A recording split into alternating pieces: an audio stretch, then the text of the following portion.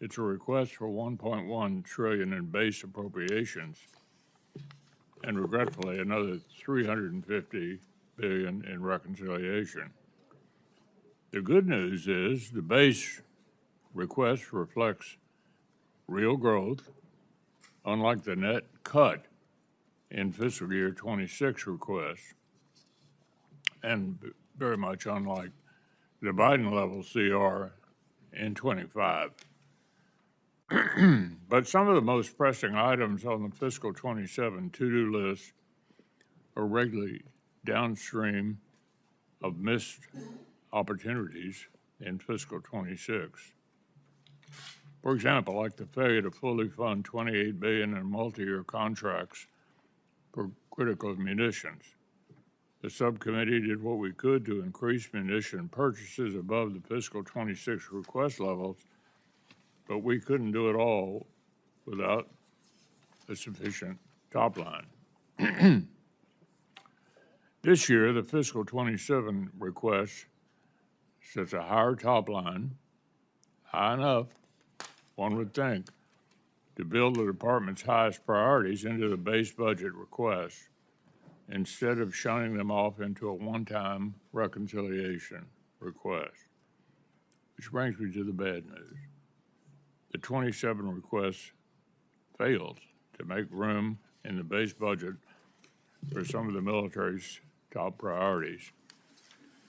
The distinction between base and reconciliation really matters. Base funding is what creates budget stability for the services and sends consistent demand signals to industry. And base funding is what gets extended by short-term continuing resolutions when work on a full-year appropriations is unfinished. As I said last year, reconciliation should be a supplement to, not a substitute for,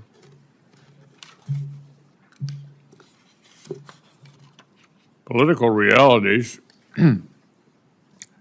will not always allow for party line budget reconciliation. And if the department's top priorities aren't built into annual appropriations, we're actually taking a big risk. The department is right to make Golden Dome, munitions, and the F-35 program and drone dominance top priorities.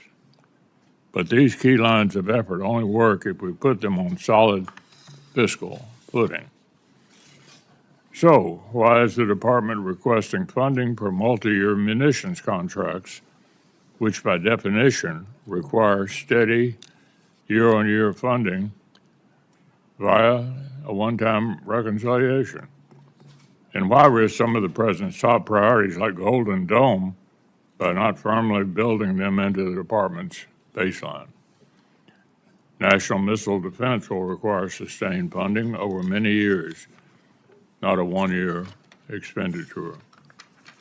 Other key platforms like the second destroyer and the E-7 battle management aircraft aren't requested in base or reconciliation.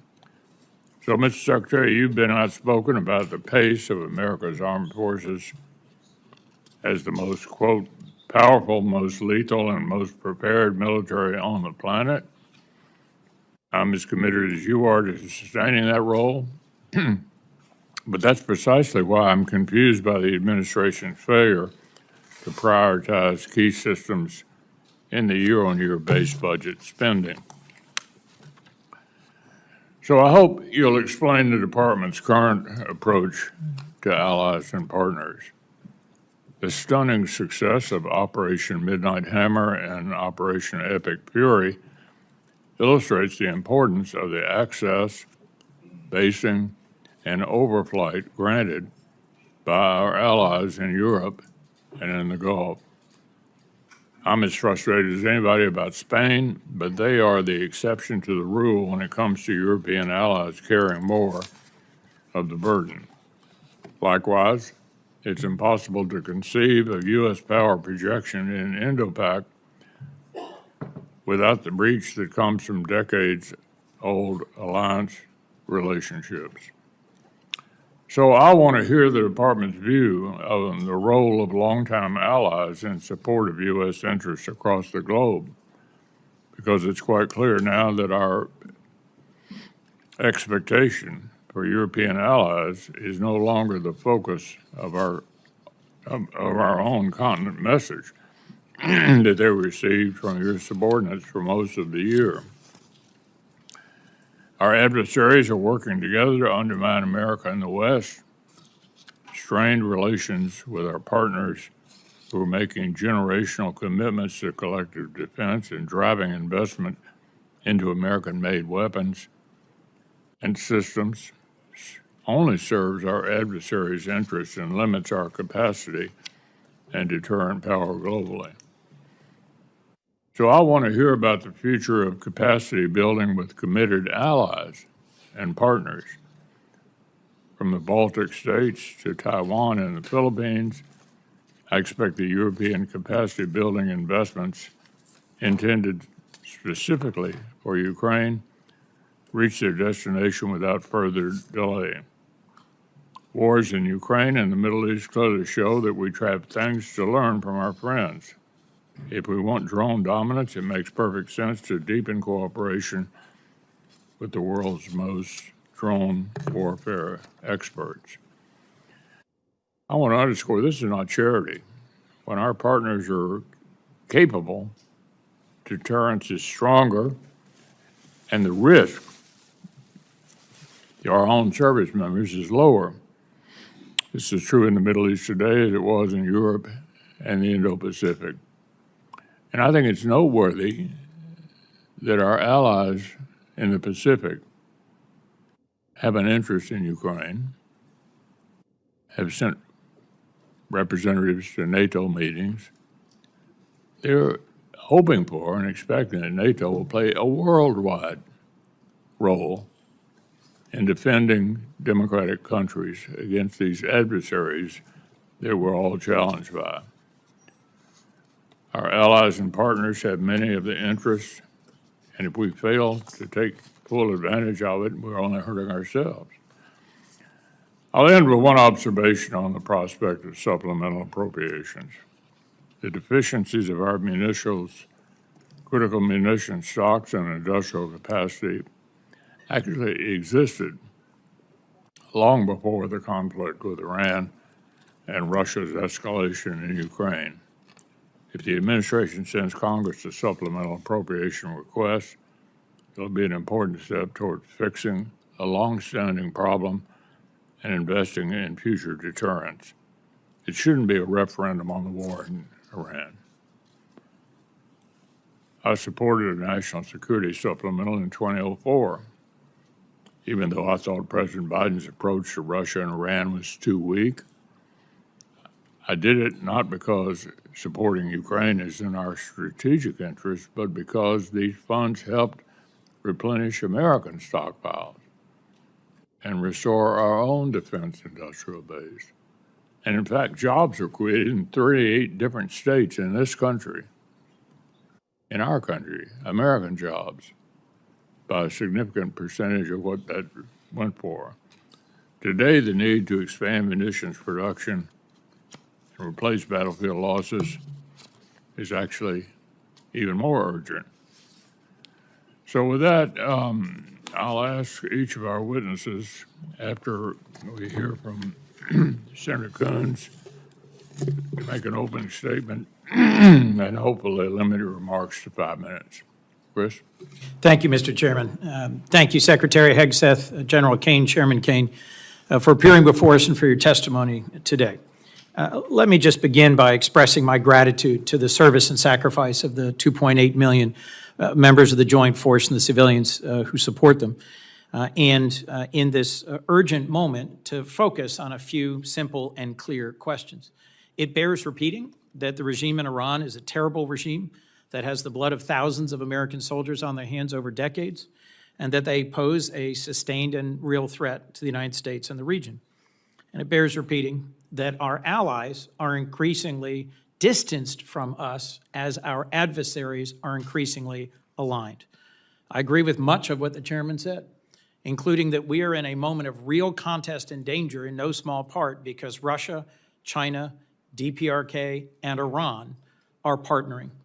Russia and China are helping resupply Iran and the drones that they're using to contest and close the Strait of Hormuz, to target and kill Americans and degrade our facilities. And so if our adversaries are increasingly aligned, I think a core question is, are we? We have so many questions, Mr. Secretary, about this budget proposal, this $1.5 trillion budget request.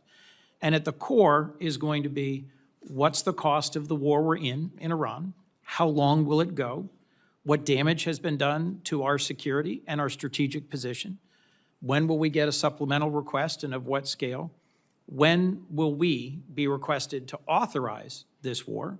And when will the American people get a clear answer about our strategic goals and how we will achieve them?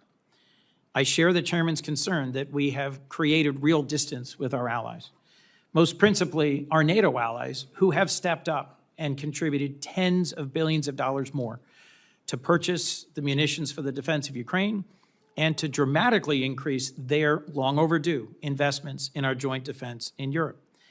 But unfortunately, the way that the move towards war was launched 74 days ago, without consent, without consultation, has caused a real rift with our vital European allies. And again, as the Chairman said, and I agree, there is also a critical and urgent need for us to recognize and embrace that in the most important test field, the battlefield in Ukraine, where the Ukrainians are fighting bravely and successfully against Russian aggression, they have innovated. They have delivered the most lethal and capable drone and counter-drone technologies in the world. What is bedeviling us in Iran right now? Their ability to use thousands of cheap, effective Shahed drones to hit our allies, their military facilities, and their oil and gas production facilities, and to target and hit civilian shipping. Who's the world's best at intercepting Shahed drones? Ukraine. Last year, the administration requested 0 for Ukraine and 0 for our key NATO allies in the Baltic states. And on a bipartisan basis, this committee put in $400 million. When we met just about a month ago for the first time over at the Pentagon, and thank you for that conversation, we all emphasized the importance of coming to us with a spend plan for these $400 million. This is a $1.5 trillion request in front of us. Why am I taking your time on $400 million? Because I think it shows a key piece, a missing piece in strategic vision. We should not be standing aside from the war in Ukraine and saying, eventually we want to be a part of some peace between Russia and Ukraine. We should be learning the lessons of Ukraine. Our allies in the Persian Gulf they're buying their interceptor systems at scale. Some of our current and former leaders in our military were working very hard to learn the lessons of Ukraine. I must say, in a recent briefing for this subcommittee, I was very encouraged by 2 very senior members of the United States Army who are in Ukraine and have been helping our armed forces learn. But my heart fell when I left and was told that those 2 senior officers were being forced out. I am concerned that we have a distracted administration and a distracted department. From your written testimony, Mr. Secretary, it seems at times you're more passionate about fighting culture wars than winning the real war that we're in. At banning books, at cleaning alleged DEI off of websites, at taking on an anti-vaccine position rather than continuing the long-standing public health policies, at interfering with promotions. I'm stunned that you fired the 44-year Chief of Staff of the Army in the middle of a hot war and dismissed the Secretary of the Navy in the middle of a naval blockade. As dozens of senior flag rank officers have been dismissed, I am worried about what that does to focus and morale. We have a president who seems more focused on a billion-dollar ballroom and a victory arch rather than achieving actual victory, and a small piece of the $1.5 trillion request in front of us is for a new Trump class of battleships, a so-called Golden Fleet, which I think goes in the wrong direction. Let me come back to the basic point I was trying to make. The world of warfare is changing. Every major service can and should embrace smaller, lighter, faster, more distributed, lethal capabilities that will mostly be autonomous. This move towards a golden fleet, towards a new battleship, strikes me as moving in exactly the wrong direction, giving our adversaries a bigger target rather than a more capable platform. How do I explain to my constituents the cost of this war and the cost that we are looking together to invest in our national defense? I share the chairman's concerns about reconciliation. Last year, $150 billion was provided to the department, but the mismatch between base year and 1 year, between long-term and short-term, caused tens of billions of dollars in errors. Errors in how shipbuilding was handled, errors in how new munitions are being acquired. And working together on a bipartisan basis, we fixed many of those problems. This year's budget proposal triples that request to $350 billion. I agree with you about the urgency of our national defense. In your written testimony, you lay out 4 key goals: defend the homeland, deter China, increase burden sharing with our allies and partners, and supercharge the defense industrial base.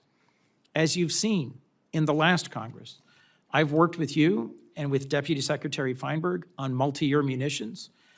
I cheer the goal of finally passing an audit in 2028. I think we have critical investments to make in our defense industrial base. I think we are absolutely in the fight of our lives as a republic to win AI and quantum, space and surveillance, and the capacity to fight drones and launch drones. But I'm concerned that you, sir, and this department is distracted by issues that are not focused on the core thing we need to achieve. I could not agree more with what you said in your written testimony. For a generation, the United States was largely distracted by open-ended wars of regime change and nation building. And as you summarize this administration's approach, we will not send America's best to advance foolhardy or reckless adventures halfway around the world. Mr. Secretary, I agree that the Iranian regime is a terrible regime. I am grateful for the service and the sacrifice of the Americans who've been wounded or who've lost their lives in this current conflict. But I do not understand the strategy. And as the average American is seeing the costs at the pump and at the grocery store, and as this committee is being asked to approve the largest single-year increase in defense spending in decades, I need to better understand the answers to the urgent questions I've put before you. Thank you, Mr. Chairman.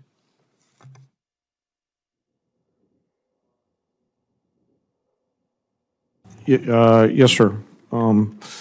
Chairman McConnell,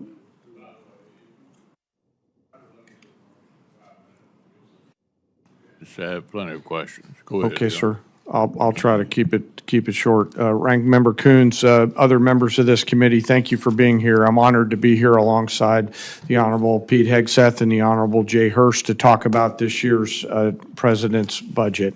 I'm grateful for the opportunity today to speak with you about the foundation of America's strength, our 2.8 million members of our joint force. And I'm continually inspired by the soldiers, sailors, airmen, Marines, Coast Guardsmen, Guardians, and civilians standing the watch. They all could choose to do something different, but they choose to come serve our nation and do something more important than themselves. I would also like to highlight the 40 members of the Joint Force who've passed on from operations, combat, and training during my time as chairman, to include the 14 members who passed and were killed in action in Operation Epic Fury, and also highlight our most recent loss, First Lieutenant Key from Africa, who was out there, TDY. As chairman, my duties to ensure our civilian leadership has a comprehensive range of military options and the associated risks required to make our nation's most difficult and complex decisions.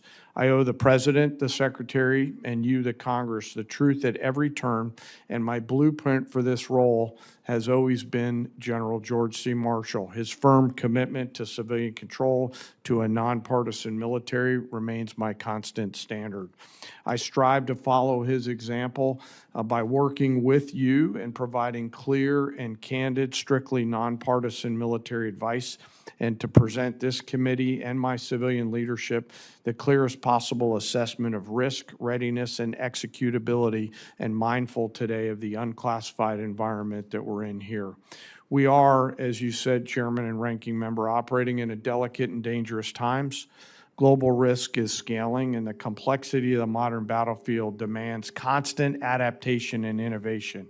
Your joint force is operational at its core, purpose-built for the realities of a complex world. We're organized, trained, and equipped to execute the most demanding missions across the globe with unrivaled precision, as demonstrated by the actions and activities over this past year. We are the most professional military on earth, and we're able to do these things because of the deep, enduring reservoir of training, professionalism, and commitment. Our operational tempo is high, but we're designed to sustain it and rebuild quickly, but we need to rebuild faster. We build readiness every day, we train professionals every day, and we learn to sharpen our edge every day. And we build continually on emerging technologies, as the ranking member said, like AI, quantum, and others, and advance every day, led by great people in our joint force, like Commander Gary Wald, or Wald, G, as we call him, who's out there working every day on our joint staff. Driving this pace of change requires timely, predictable capital and sustained investment, and I look forward to discussing it today. The President's budget supports the Department's goal of recharging the defense industrial base and the national industrial base, those small mom and pop manufacturing companies that are out there in your districts that help us generate combat capability and combat capacity to ensure that we're globally integrated, properly armed and ready when and if our nation calls on us, while always taking care of our most important treasure, and that's our people. I'm deeply humbled today to be joined by the Senior Enlisted Advisor to the Chairman, Fleet Master Chief Dave Isom, who represents the 1.8 million members of our enlisted joint force. They are the special sauce of America's military. We face dynamic and dangerous times, but I have incredible trust and confidence in the joint force today. I'm deeply grateful for those deployed members of the joint force that are out there right now doing our nation's work. And I remain humbled by the gift of the ultimate sacrifice that those fallen have given us, not just for the 40 during my time in this job, but across the history of our great nation, and their families who continue to soldier on. Thank you, and I look forward to your questions.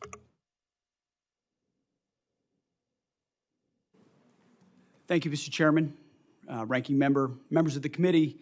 Thank you for the opportunity to testify in support of President Trump's historic $1.5 trillion 2027 budget for the Department of War. The President's budget request reflects the urgency of the moment, addressing both the deferred maintenance of longstanding problems as well as positioning our forces for current and future fights. I'm honored to be joined alongside the Chairman of the Joint Chiefs and Jay Hurst.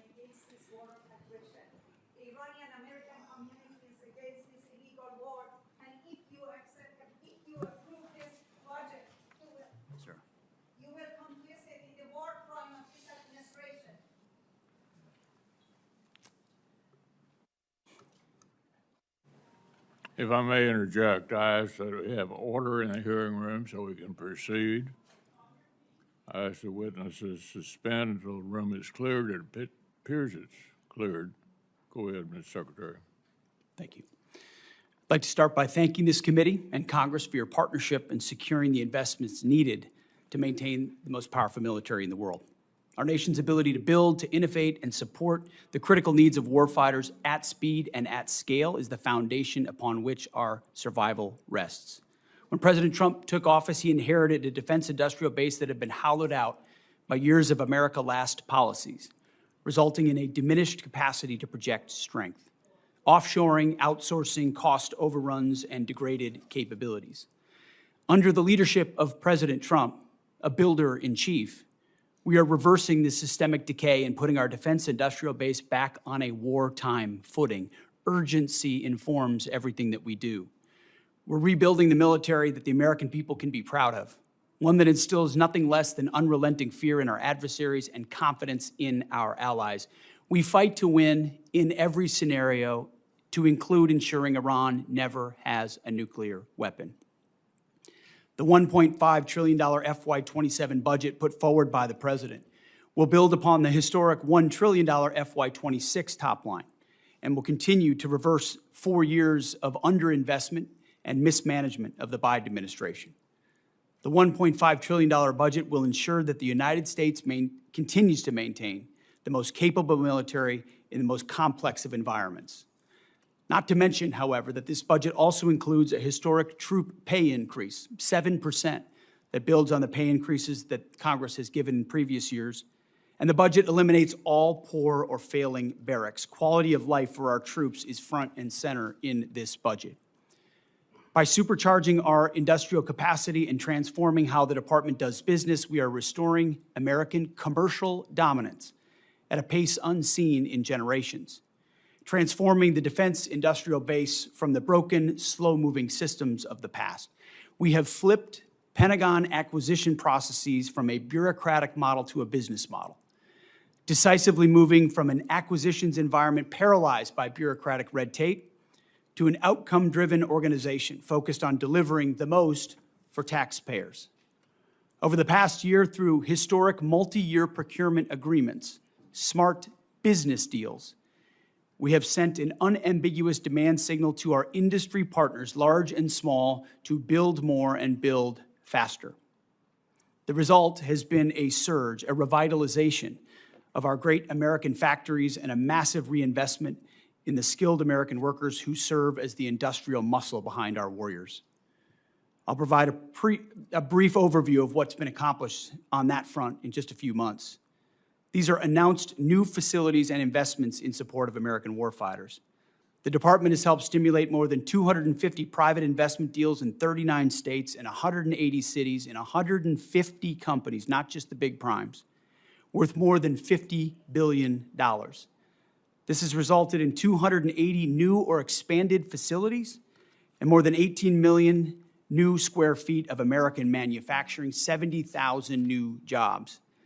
These $50 billion in investments in new plants, new assembly lines, and new factories are private investments, not taxpayer dollars.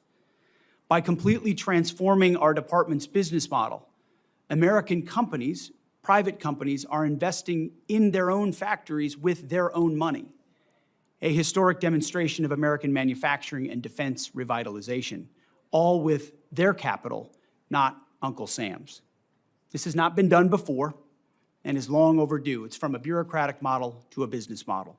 These investments equal great things for American families and American workers and help ensure that we can defend the American dream, all American made. Together with the help of this Congress, we're turning the lights back on the arsenal of freedom. We're firing up the American economic engine at every level of our defense industrial base. Every policy we pursue, every budgetary item we request serves to ensure that this department remains laser-focused on increasing the lethality and survivability of our fighting forces from the front lines to the factory floor. We truly believe this is a historic budget. And at every level, we have made it a fiscally responsible budget. This is also a warfighting budget. Under President Trump, we are restoring the unbreakable might of American manufacturing, which has to underwrite everything. We're providing for our warfighters, and we are putting the people and interests of this country first.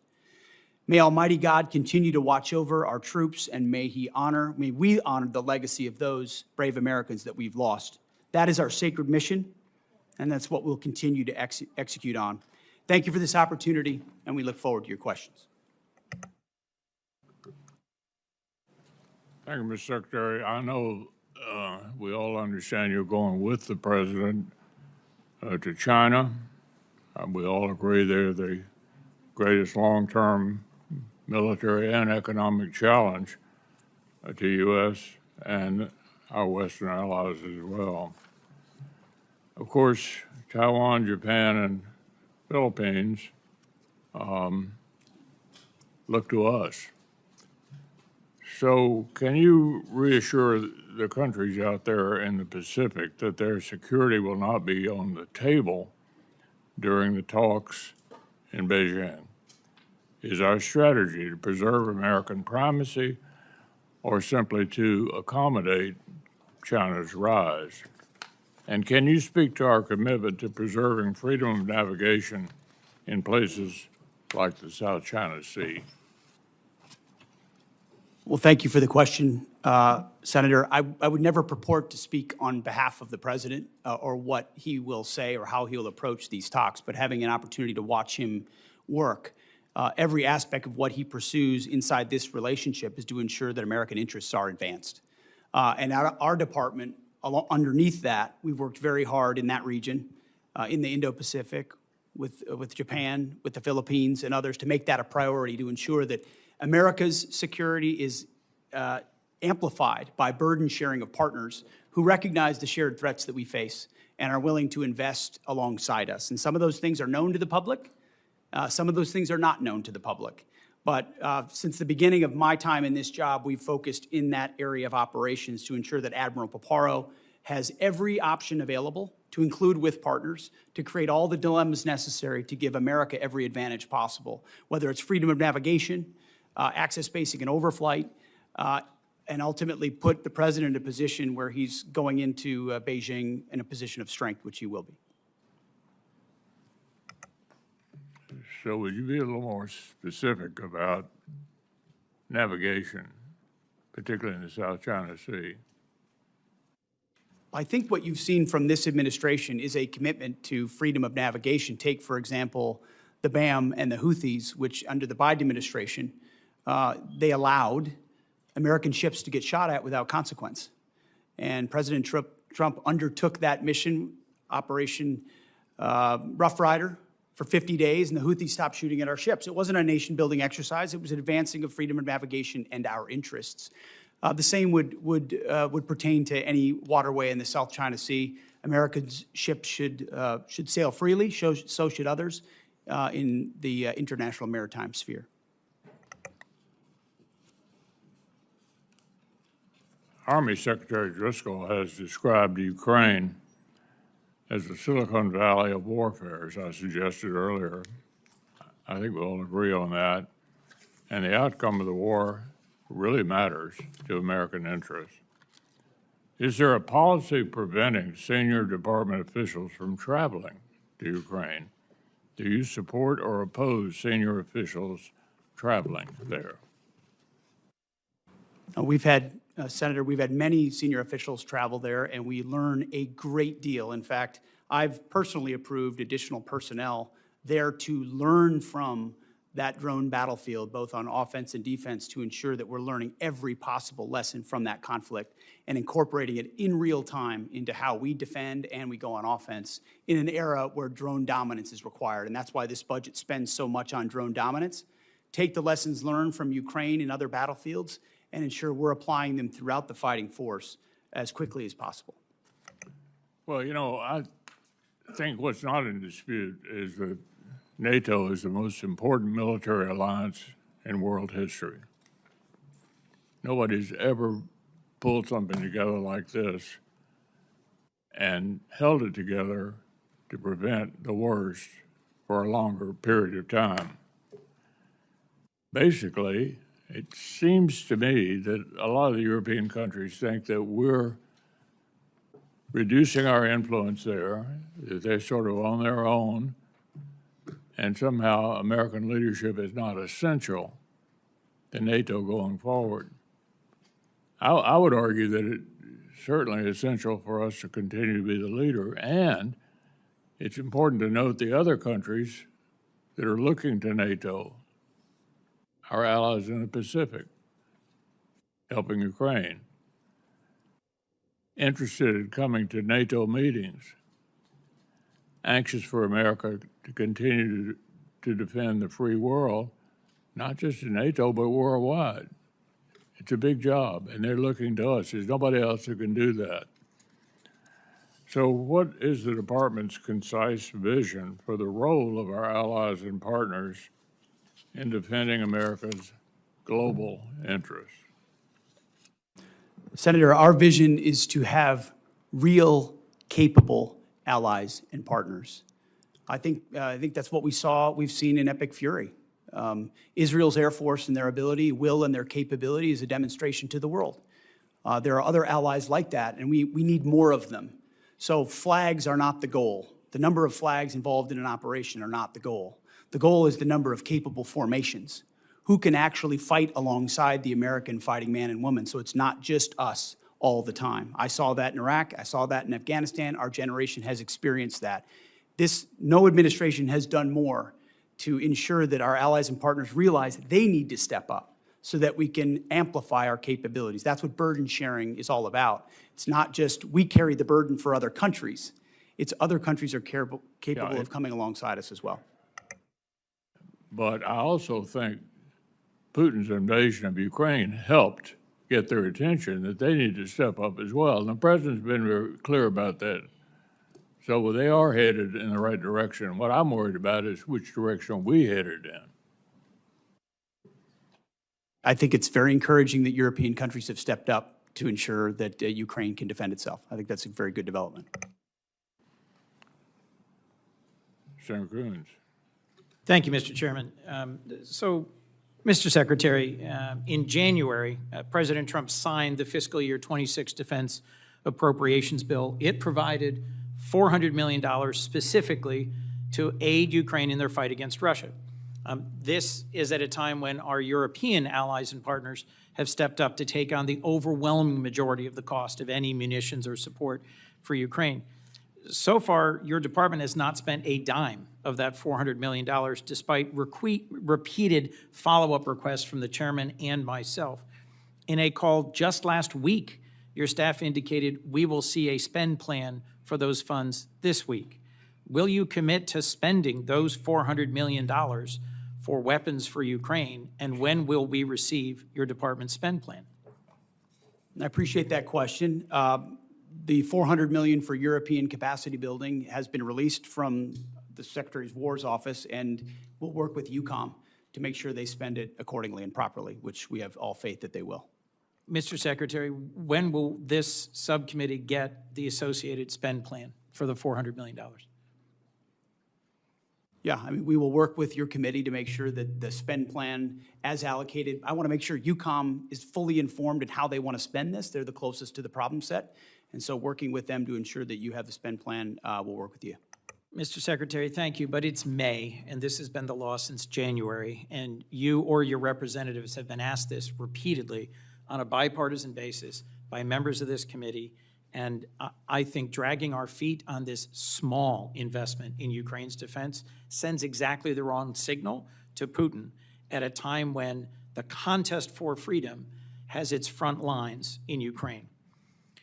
As you said, Europe has stepped up, donating billions to buy U.S. weapons to send to Ukraine to help them as they continue to take ground on the battlefield. But it seems not all the money donated by our European allies is going to buy new weapons for Ukraine, as they had understood. The memo you released just last week prior to your testimony at Senate Armed Services indicated DOD has and will continue to divert some of these funds back into DOD accounts for our own use. Will you commit, Mr. Secretary, to spend every dollar donated by our European allies for Ukraine on new weapons and capabilities for Ukraine? The Pearl Initiative, which you're referring to, which is instituted underneath this administration so that European countries are paying for American equipment to provide as they see fit. NATO allocates where it would like to allocate that. It can choose Ukraine if it'd like. That money, when it's paid for, that's where it goes. It goes to those efforts. Well, look, as the chairman raised, and as I will repeat, I view NATO as the most successful mutual defense relationship we've ever had. And your comment about we need not flags, but real and capable allies, and the foot dragging on both Pearl and the investments in our Baltic allies and Ukraine causes me real concern. As you know, a bipartisan group of us from the Senate and the House went to Denmark to lay a wreath at the memorial to the 52 Danes who served, fought, and died alongside our troops in Afghanistan. Those were not just flags. Those were real warfighters who fought and died at our request in a war that began by NATO's initiation, a service and sacrifice in Afghanistan. I just think we're sending the wrong signal by the president's announcement of the intention to withdraw 5,000 troops from Germany. Could you help me understand what is the strategic reason for a drawdown of U.S. troops from Western Europe? I would just like to clarify, Senator, it's never about the heroism of foreign troops. I fought alongside great British and European and Australian allies in Afghanistan. It's the political caveats and the limitations that they come with. It's not the troops. It's the capitals of those militaries that limit what they're able to do, where they're able to go, who they're able to fight, that create limits on our own. And anybody that's been in these formations knows that. So it's easy to talk about here. It's another thing to apply. And we need allies that are burden sharing, not becoming a burden with political limitations. I'm not talking about the troops. Thank you. Our president said in Europe that we never asked for and never received anything from our NATO allies. Was that your experience in Afghanistan, serving and fighting alongside our NATO allies? I've written extensively about that, and the vast majority of my experience was frustration with the limits of what those troops were able to do because of the political caveats, rules of engagement, and limits that came from their But capitals. you don't doubt our question that about a third of all the combat casualties in our war in Afghanistan were our NATO partners and allies. I would have to go back and check that number, but I take your word for it. Let me just assert that hundreds and hundreds of service members from, as you put it, Australia and the United Kingdom, as well as many other of our allies, served, fought, and died alongside us. So I'm just going to simply say, in terms of our reliance on our partnerships, I'll agree with the chairman that at a moment when Russia and China, North Korea and Iran are coming closer together and delivering a bedeviling lethality in this ongoing war in Iran, for which we don't have a clear strategy or clear answers, our better strategy would be to partner more closely with Ukraine, dig in deeper with our real values-based allies, our treaty allies in the Western Pacific and in Europe, and together find a path out of this, rather than berating them and bullying them for not coming along in a war they were not consulted about or briefed on before it began. I look forward to a second round. Thank you, Mr. Chairman. Senator Collins. Thank you, Mr. Chairman. General Caine, when the Department of War was planning its operations in Iran, did you anticipate the closure of the Strait of Hormuz and the resulting impact on oil supplies for many countries, including here in the United States, where we've seen gas, diesel, and home heating oil prices go up? I ask this question because there's historic precedent, obviously during the Iraq-Iran war. Tankers were fired upon in the Strait. Senator, thanks for the question. As always, we have an incredible staff over at the Pentagon and down at USCENTCOM. And we always look at the range of military branches and sequels. I won't comment on any particular one because that gets to whatever advice I may or may not have given to the president, and I do that in private. But you should rest assured, as should the American people, that we cover and consider the full range of things all the time in our careful consideration of military actions and the advice and/or options that we present our civilian leaders. It seems to me that there's been a different plan almost daily with dealing with this problem, which is why I ask. Mr. Secretary, let me start by thanking you for visiting Bath Iron Works in the state of Maine. The workers were very pleased to greet you and hear your encouragement and praise. The Aegis destroyers play such a critical role in our national security, from intercepting Iranian missiles to supporting combat operations around the globe. While visiting Bath Iron Works, you correctly described the DDG destroyers as the workhorse of the fleet and emphasized maxing out on DDGs sends a message to the world. I was also delighted that you noted that Bath built is best built. a slogan of which we're very proud. I fully agree with all those sentiments. That's why I was alarmed to see that this year's budget request only includes funding for just one DDG 51. That's down from 2 in FY26 and 3 in FY25.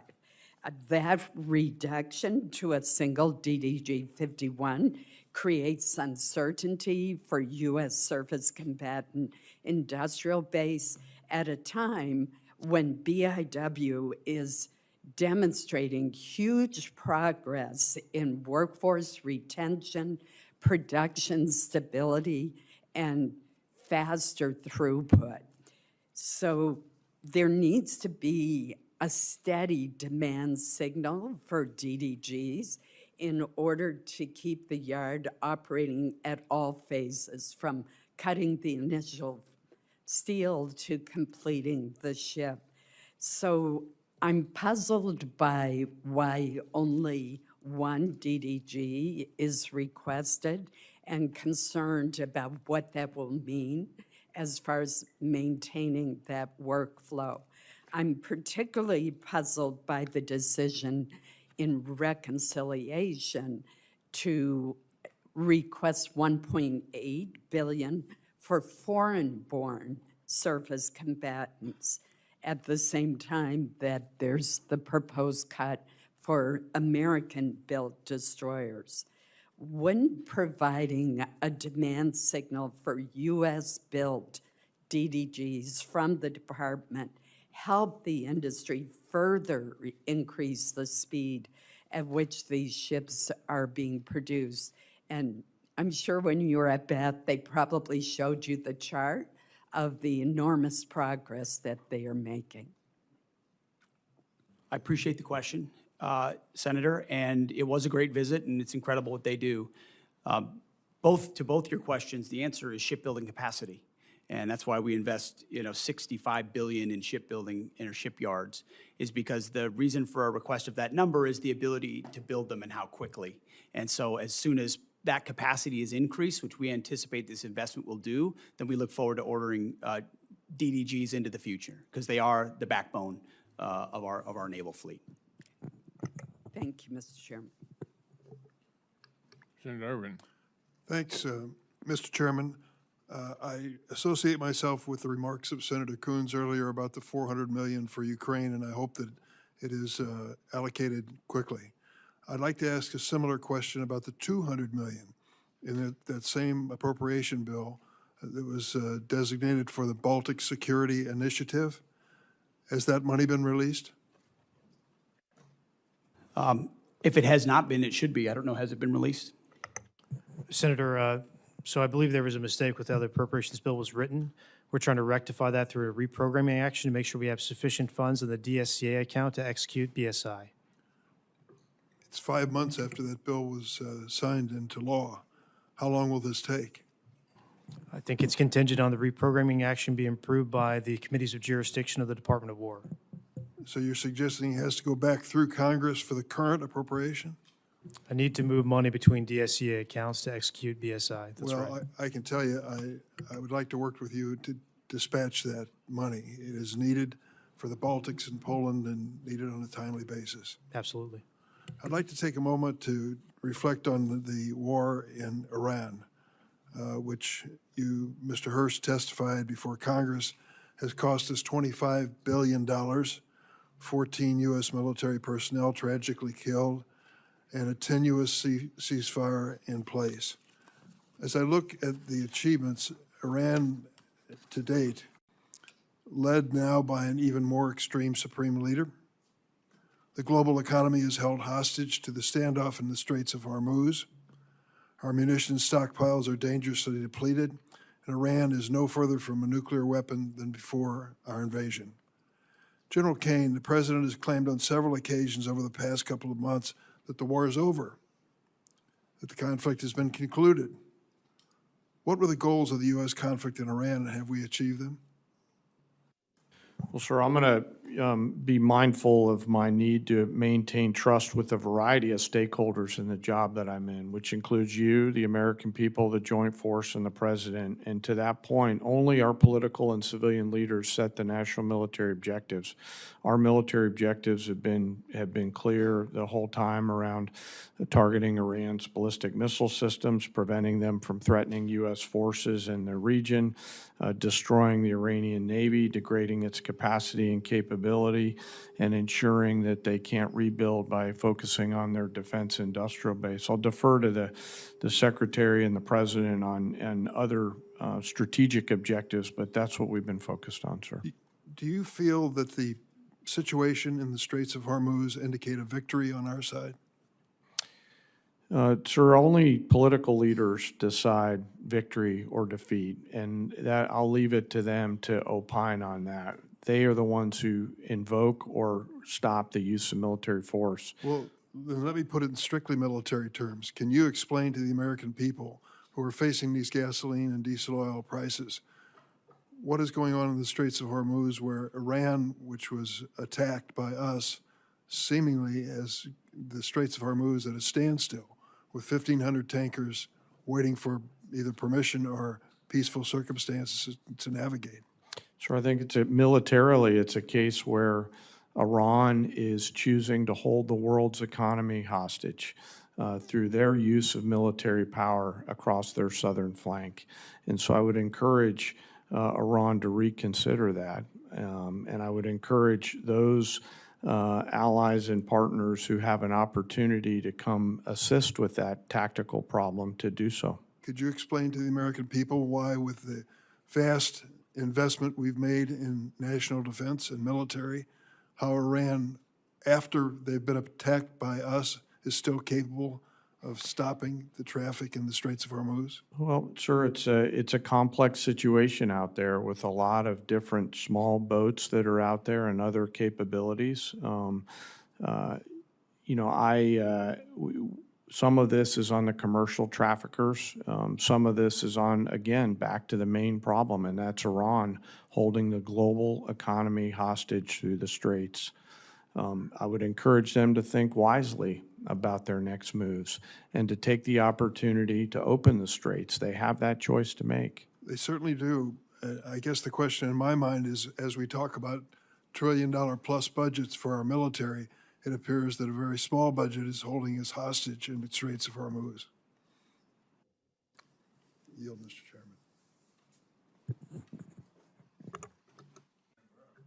Chairman. Thank you. I just want to start off with saying that these military operations against Iran have been spectacular. In a matter of months, we have degraded the largest state sponsor of terrorism beyond what I thought was possible, probably more to come. Ms. Secretary, 900 pounds of 60% enriched uranium, do we all agree that's what Iran has buried somewhere? In this format, some of that should be classified, so I wouldn't comment on the exact amount of anything. Okay, well, it's just pretty well known. They brag about it. Is it possible they could have 60% highly enriched uranium without them cheating in the past? We know in every context of what Iran has undertaken, they've lied and cheated. The answer is no. Everything that Obama and Biden did was designed to keep it to a civilian nuclear program. There is no way in hell they can have 60% highly enriched uranium unless they cheat. So everything y'all did failed. And you want to criticize? You failed. You allowed Iran to be a threshold nuclear nation. Everything you did failed. Missiles, Diego Garcia. Did they shoot missiles at Diego Garcia, General Caine, the Iranians? Yes, sir, they shot a few. Under the protocols we had in place, were they supposed to be able to do that? Without reviewing the fine print, I believe the answer is no. No, they weren't. You failed there. You failed to stop Iran from being a nuclear threshold nation. You failed to stop Iran from having missiles that could go thousands of miles. Why should we listen to you? Bottom line here, China. Does China buy 90% of Iranian oil? Ms. Secretary? China buys a very large percentage of Okay, Iranian oil. 90% is pretty large. So does China buy, are they the largest purchaser of Russian oil and gas? I would imagine they're up there, Senator. They are. They're the largest. So President Trump, when you go to China, realize that the person you're talking to is propping up Russia and Iran. I appreciate what you've done in Iran. I appreciate what you're trying to do to end the Russian-Ukraine conflict. Do you agree with me, Mr. Secretary, that of all the countries on the planet, China could have the most influence of ending this war if they chose to? I think the most influence is in President Trump's hands and what he decides to do, and he'll Well, set the what if- terms what of how if this. China stopped But buying- ultimately, China has a lot of leverage, you're right. Yeah, they did. What if they stopped buying 90% of oil from Iran? That's not President Trump. That's up to China. Do you support putting tariffs on China if they continue to buy Russian oil and gas? Tariffs is not my lane, but anything got we can you. do to put pressure on people, I usually Right. support. Well, do you believe that when we put pressure on India by a 25% tariff for buying Russian oil, they kind of backed off? I would say I've had a front row seat to the efficacy of tariff policy, yes. Yeah, I think it works, guys, and we're on the breakout here in a minute of having a bill that would give the president ability to tariff the largest purchasers of Russian oil and gas, and I hope he will use it. So I just want to, Pakistan, are you aware of reports that Pakistan are allowing their bases to be used to park Iranian aircraft, General Caine? Sir, I've seen one report on that. Well, is it accurate?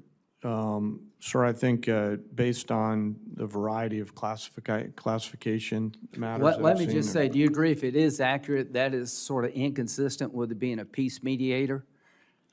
Sir, I wouldn't want to comment on that based on the ongoing Thank you. negotiations and Pakistan's role. Secretary Hegseth, if the mediator is allowing reconnaissance aircraft in Iran to be parked in Pakistani air bases, do you think that's consistent with being a fair mediator?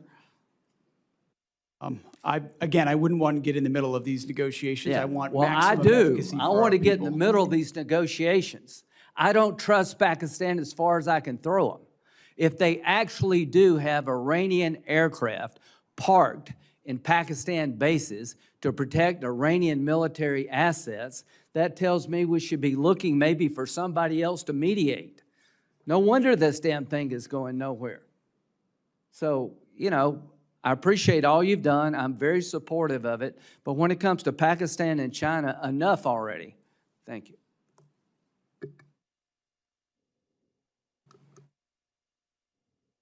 Thank you very much, Mr. Chairman. Thank you, gentlemen, for being here today.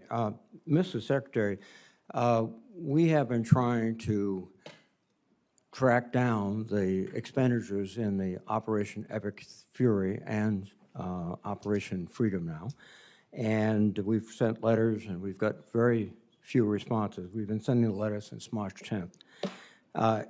We did understand that there was a release that in the first 6 days, $11.3 billion was spent. And then recently, we were told $25 billion was spent. Today, I think the number is $29 billion. Can you provide some details as to what consists of that $29 billion? Have we counted everything? Yeah, Senator Reed, so I testified this morning to HACD that between the joint staff and the comptroller staff, our operational cost estimate is now $29 billion. A lot of that increase comes from having a refined estimate on repair or replacement costs for equipment. Our munitions costs are fairly fixed. We think they're very accurate, and there's some O&M costs there as well. We're not making an estimate for MILCON at this time. We don't know what our future posture is going to be. We don't know how those bases would be reconstructed, and we don't know what percentage our allies and partners will pay for that reconstruction. So you do not consider installations that have been damaged in the conflict, correct? We just don't have a good estimate at this time. So it's not in the $29 billion. That's correct. Expended weapons, are they totally included within the estimate? Yes, to the best of my knowledge, we have a full count of the expended weapons. And weapons transferred to other countries in the region, are they counted in? I would want to double check to make sure we have that accurately. Please, I mean, you're coming up and asking for another significant supplemental, et cetera, and before we can, I think, reasonably appropriate additional money, we have to find out how the existing appropriated dollars have been spent. So that's critically important. And I know also that the budget asked for another $350 billion in reconciliation. How essential is that to your budget? I would say it's extremely essential to achieve the generational investment that the president is trying to make. But that would be on top of the $150 billion we received in the big, beautiful bill, which would be $500 billion, half $500 billion in 2 years. And again, we're not getting, I think, the detailed spend plan, the detailed obligation plan for this. And without it, it's very difficult to say, just take the money and run. You know, we have a job to do too. Any comments, Mr. Secretary? We recognize that, and our you know, in a perfect world, everything's part of your regular order. This is a dynamic place with a lot of dynamic factors, and so in order to get where we need to with the historic investment for this department, we think this is the best allocation in order to get there, Senator. Well, I think detailed analysis, detailed data that we receive will help us make more sensible judgments, and you know, we're just sort of vague generalities are not helping this committee make critical judgments. And the trade-offs are significant. Deficit is increasing dramatically. We have to be conscious of that. We also have to be conscious to helping American families just get by. And inflation just hit 3.8% today, which is I think the biggest numbers is 2023 or something. So we're fighting all these forces that are not directly connected to your mission, Mr. Secretary, but they are connected to our mission. General Caine, your observations on the future course of action in the Persian Gulf. We're in this tenuous ceasefire. What's your sense of the direction forward? Well, sir, I won't opine on a hypothetical. What I will assure you is that we retain and continue to hold a range of options for our civilian leaders. It would be inappropriate for me to opine on how it may go, but rest assured we still hold many, many options. Have you been surprised by the resistance of the Iranians? Sir, as a warfighter, I always assume an enemy's going to resist. And the job of the joint force is to win at the time and place of our nation's choosing. So I always assume an enemy's going to fight, and I find that's the best pathway. I think so too, and you communicated that to the president as you advised him before the decision was made? Sir, as I've said respectfully before, I won't comment on my private conversations with the president in order to make sure that I maintain trust with him and with you and the American people and the joint force. That's a principled response. Thank you very much. Thank you, sir. Senator Moran. Chairman, thank you. Secretary Hegseth, welcome. I just returned Friday from a visit to China. And one of the things that is seemingly clear to me is that Taiwan remains at the forefront of the Chinese efforts, next steps in what they want to accomplish. We have commitments, I guess, to defend Taiwan. You can explain that to me as you choose. What I would like to highlight is while Taiwan is still at the forefront, at least in the minds of the Chinese, the United States is seeing the Russian invasion of Ukraine, in which we're yet to some degree still involved. We're having deterrence in the Indo-Pacific in regard to China. We're conducting operations in the Middle East. All of that has drawn strategic capabilities from the joint force. One of the things I think we can do to augment our joint force is strong allied relationships, partnerships with others. Given the current threat environment that we are in and the scale of the global demands upon the United States, can you speak to how the department views the role of allies and partners in sustaining our global posture? And does the defense budget recognize reflect the needs to strengthen Allied integration and maintain credible unified deterrence? Senator, I appreciate the question, and I think foundational to it is a recognition that countries closest to the problem set should be most invested in ensuring that they can deter that adversary, which is why we want European capabilities to increase to deter Russian aggression. When you look at the Indo-Pacific, it's been a focus of our department since the day I showed up, whether it's ASEAN or Shangri-La or traveling to the region, going to South Korea, going to Japan, going to the Philippines, having them to our building to build out those relationships in a very real operational way. It's not about what we can sign.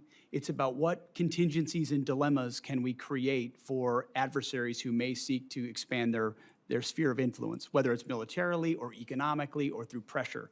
And so I think while we've been involved in a lot of efforts around the world, through the president's leadership, we've reestablished deterrence. The world knows that America's word means something, from Maduro to the Houthis to Midnight Hammer to Epic Fury. When the president says you can't have a nuclear weapon, he means it. When the president says you're an indicted individual, he means it. Everybody sees that, including in the Indo-Pacific. And when you do that, plus build out your alliances, not based on talk, but based on capabilities, access, spacing, and overflight, training, interoperability in discrete ways, I think all the right people pay attention to that and see it. And that's been the focus in the Indo-Pacific for us for a while. And the budget request reflects those, circumstance that you just described. Very what much we're so. I would achieving. say Admiral Poparo, his request, his line items, his input was front and center in the build of FY27 to ensure allies and partners are considered. Yes, sir.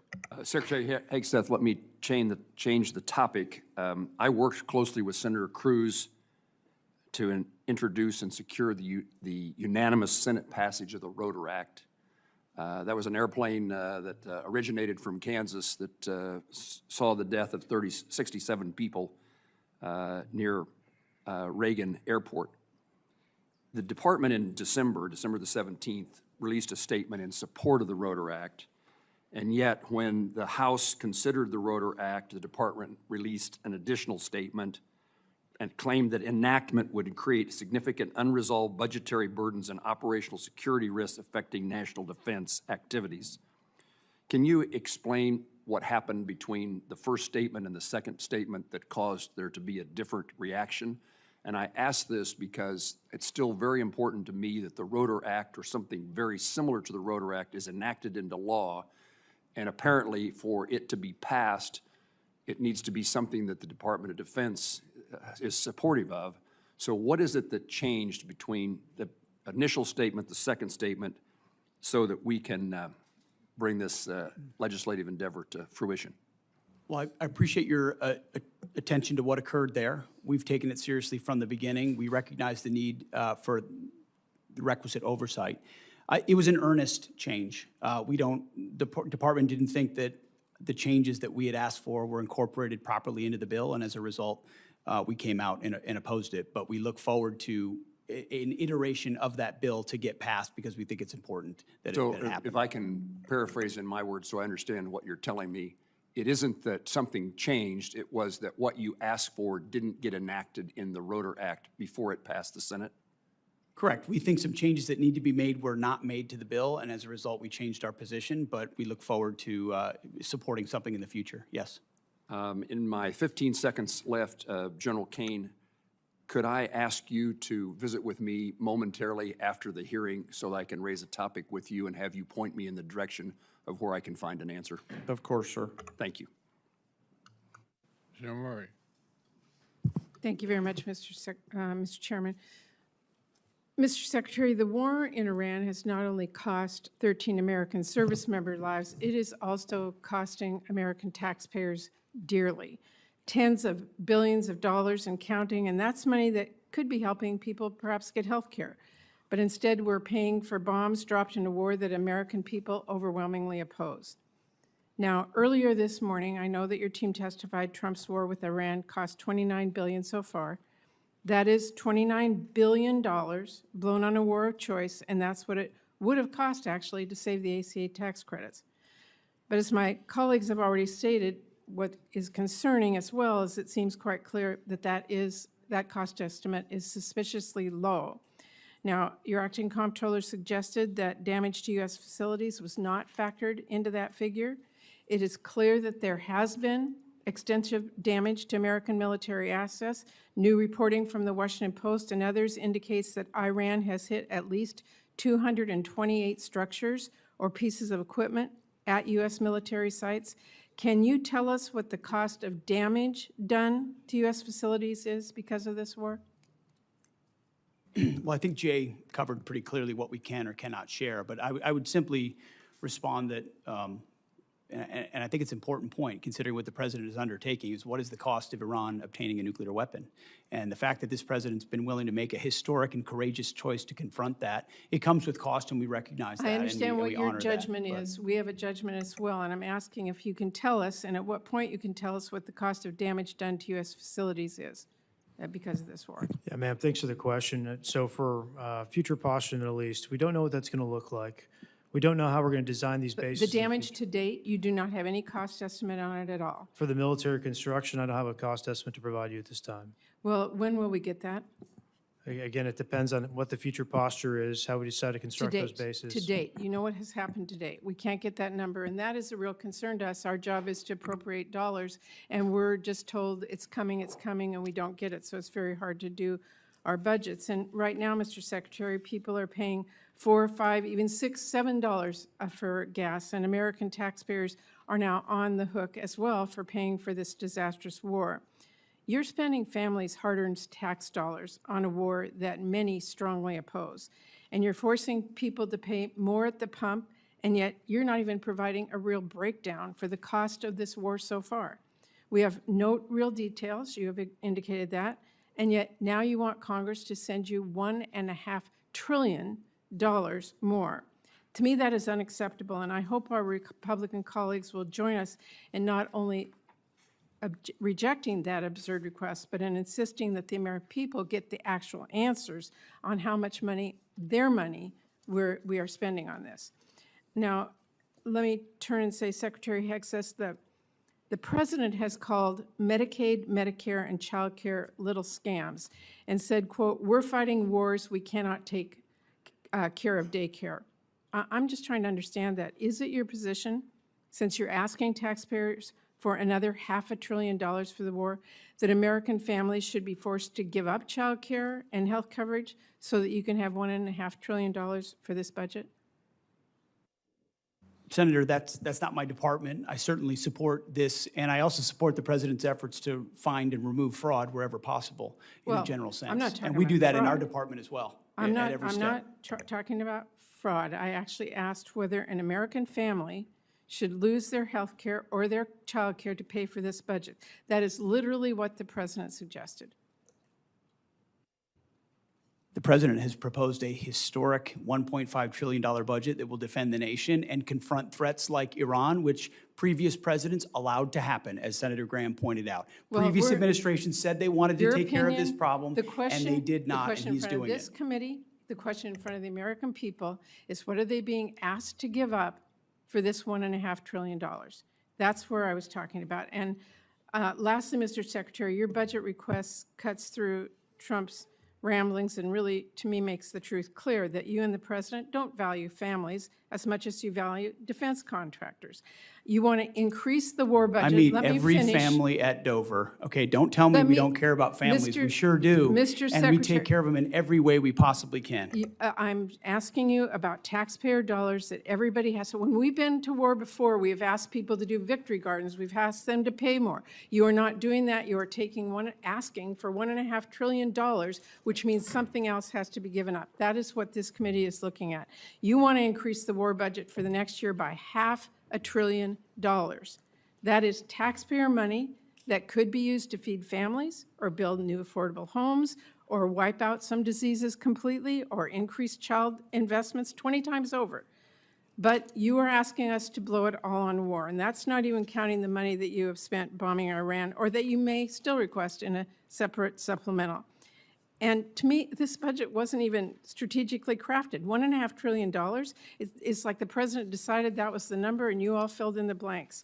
So what I'm here today to say is you asked for a massive laundry list of unnecessary spending. It's a huge payday for defense contractors, and you still don't even ask to give DoD civilian workers a pay raise. And to me, this is absurd. I know you do not care what I have to say, so let me quote you someone you might actually listen to, President Eisenhower. He said, "Every gun that is made, every warship launched, every rocket fired signifies in the final sense a theft from those who hunger and are not fed, those who are cold and not clothed. This world in arms is not spending money alone. It is spending the sweat of its laborers, the genius of its scientists, the hopes of its children." That is what this budget proposal is asking. It's going to leave Americans cold and hungry to fund Trump's war and make defense contractors a fortune. So that is why I hope this committee throws that in the trash and comes together with a budget that works for all American families. Thank you, Mr. Secretary. Thank you, Mr. Chairman. Senator Hoven. First, I want to thank you, gentlemen, and all of our men and women in uniform for the incredible defense of our nation, what we're seeing really around the globe, and certainly in the Gulf right now. The professionalism, the capability of our men and women in uniform is frankly beyond belief. It's just amazing. And we need to say thank you to those men and women and their families every single day. It's really something. My first question is, Mr. Secretary and General, is there a way to secure the Strait of Hormuz before we fully resolve with the conflict with Iran? Well, thank you for your statement up front about the troops, and we certainly feel the same way. They're the best of America and deserve the best from all of us.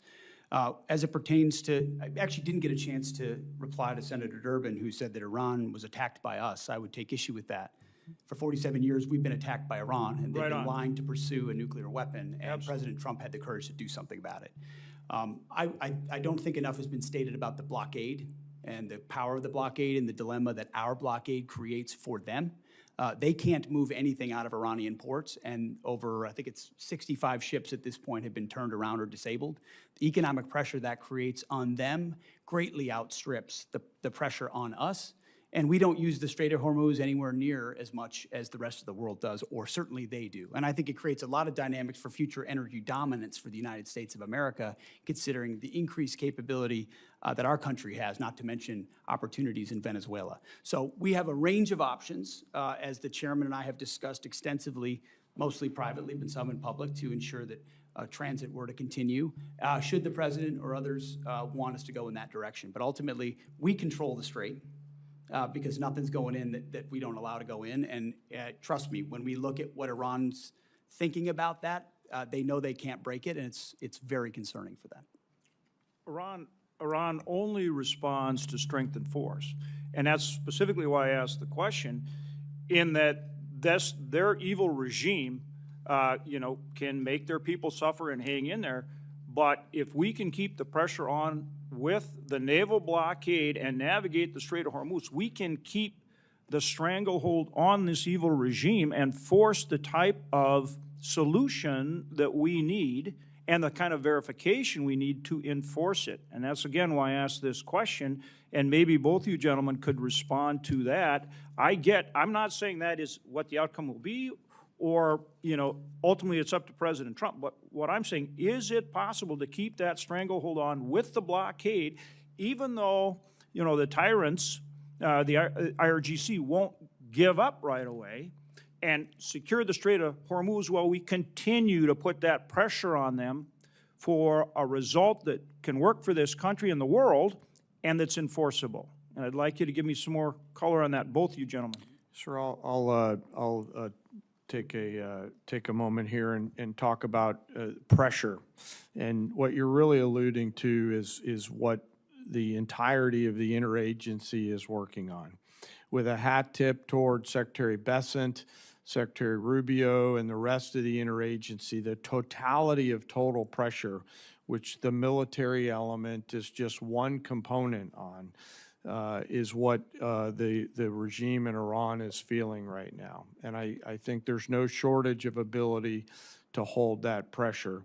The decision on for how long to hold that pressure is, of course, a political one and within our civilian leadership. But I would highlight that they are absolutely feeling that pressure, not just from the blockade, as the Secretary talked about, but the continuation of sanctions that Treasury and others have put on there, and we retain a range of military options. Well, I 100% agree with you, but their ability, the regime's ability to endure pain is significant because they just put it on their people. My point is keeping that pressure on them, but at the same time securing passage in a way where commercial traffic will start moving. That relieves pressure on us and our allies, and that's what I'm asking for more color on how you effectuate that. Senator, there are options for that, should we go in that direction. There's a multitude of different directions, should the president seek to go that way, that we're prepared to operate on. Evidenced by the destroyers that went in and came back out. Exactly. To the great detriment of the limited ability of Iran to defend. I mean, remember, the entirety of Iran's conventional navy is at the bottom of the As with Persian Gulf. everything you do, you start out at a really high level and then you just get better. And I'm seeing that with this blockade right now with the way you disabled those last 2 tankers. I mean, you're getting better at blockading. And again, that's why I'm looking for continued options to secure traffic in the Strait while we continue to put pressure on Iran.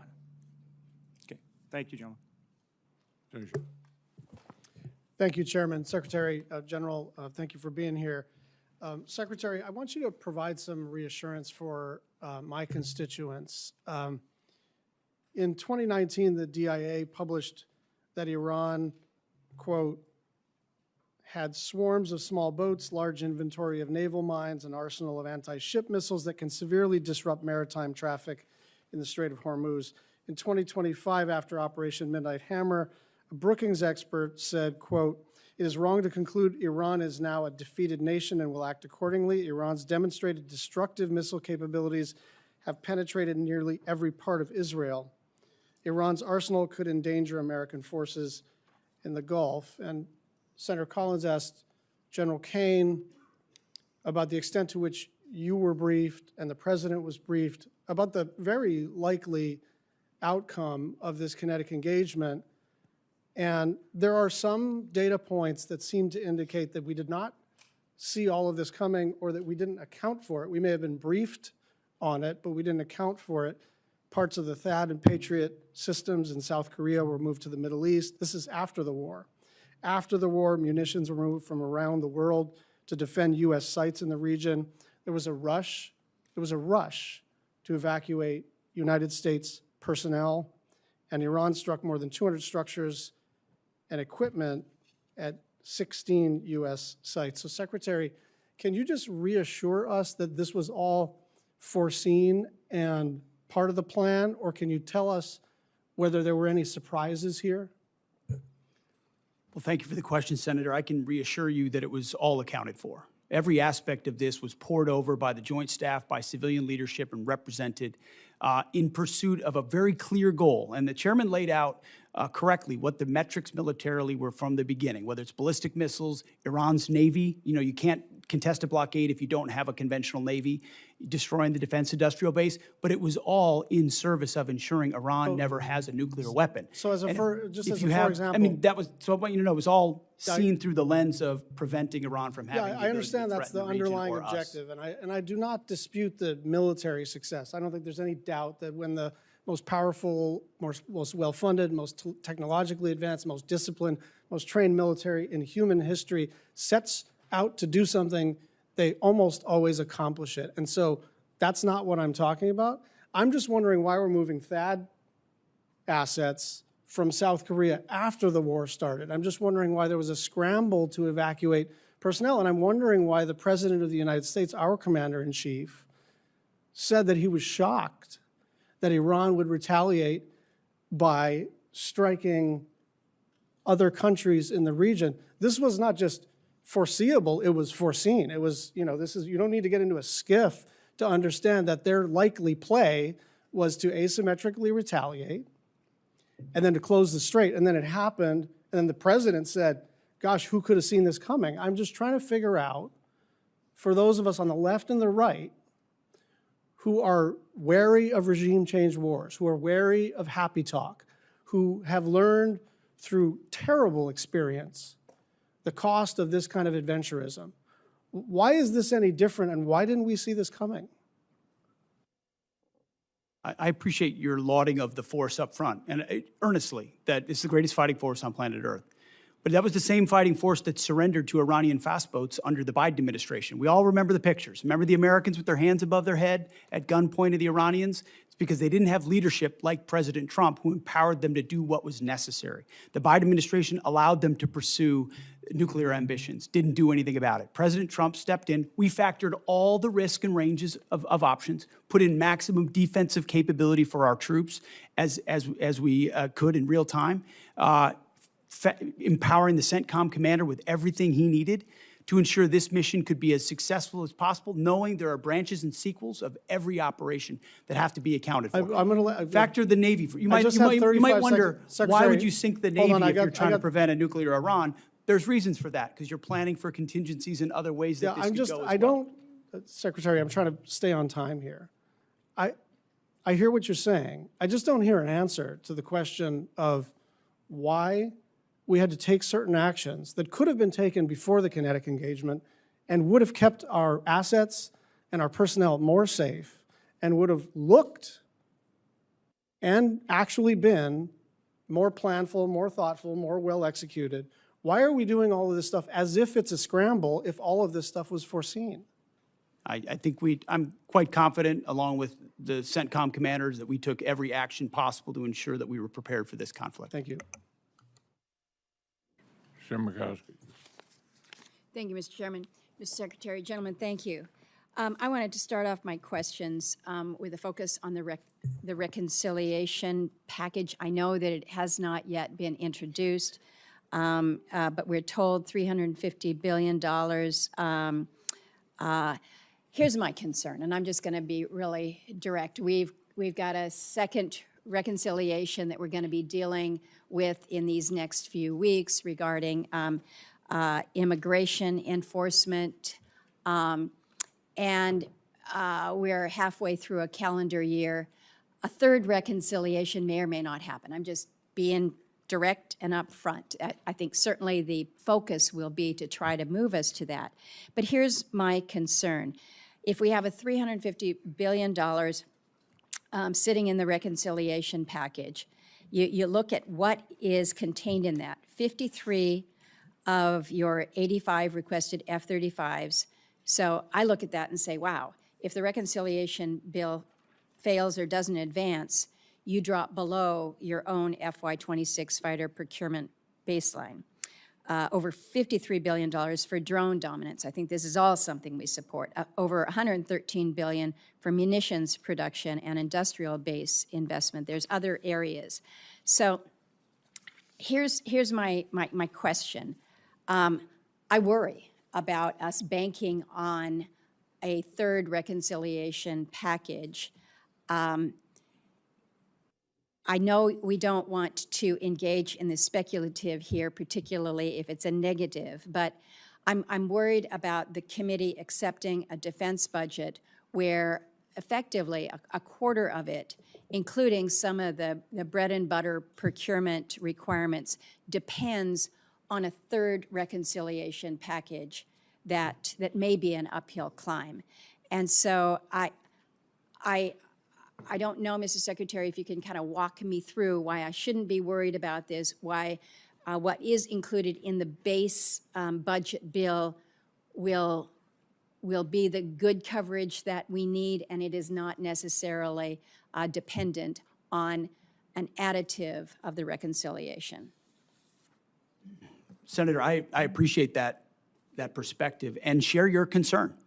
That's why one of the main efforts setting aside operations and everything we do in real time for the troops is ensuring that both the base discretionary budget and reconciliation are passed so that President Trump's historic budget is realized. Because of the underinvestment of the past, whether it's continuing resolutions or Biden budgets, we need to supercharge our defense industrial base, our munitions into the future. And so our entirety of our team and our department is running in the same direction to ensure that reconciliation as swiftly and as clearly and cooperatively as possible is passed alongside the base discretionary budget. Well, I understand that, but I just need you to understand our concern here, that you've got your base budget and then you have the reconciliation. I want to ask about the Iran authorization. No great secret around here. I have been talking about an authorization of use of military force. I understand that the administration has made clear that you believe that the actions taken thus far fall under the President's Article 2 authority. I think reasonable people have disagreed about the boundaries of presidential war powers for a long time. But the War Powers Resolution is pretty clear here. It requires the President to terminate hostilities within 60 days, absent congressional authorization. I think it's important that we in Congress actually assert our own role and responsibility to this. That 60-day clock expired April 28th. And then on the 1st, the administration sent letters to congressional leaders asserting that the hostilities has ended. But I think where there is confusion is when the president says hostilities have ended, we still have 15,000 troops that are forward deployed, more than 20 warships in an active naval blockade. CENTCOM has redirected 61 commercial vessels, disabled tankers. In other words, it doesn't appear that hostilities have ended. And so the question to you is whether or not the administration has considered or had intended to seek an authorization of use of military force from the Congress. Senator, our view is that should the president make the decision to recommence, that we would have all the authorities necessary to do so. Do you think that it would be helpful to the president if it was made clear that in fact the Congress did provide an AUMF? I think the president, our view is that he has all the authorities he needs under Article 2 to execute. Thank you, Mr. Chairman. Okay, here's where we are. The vote is about over. The Secretary has to get with the President on the China trip. I'm going to ask Senator Murkowski to wrap up. And thank you all for being here. Baldwin, Shaheen, and Kennedy. Baldwin, Shaheen, and Kennedy still have questions. Wrap up after. Hold here.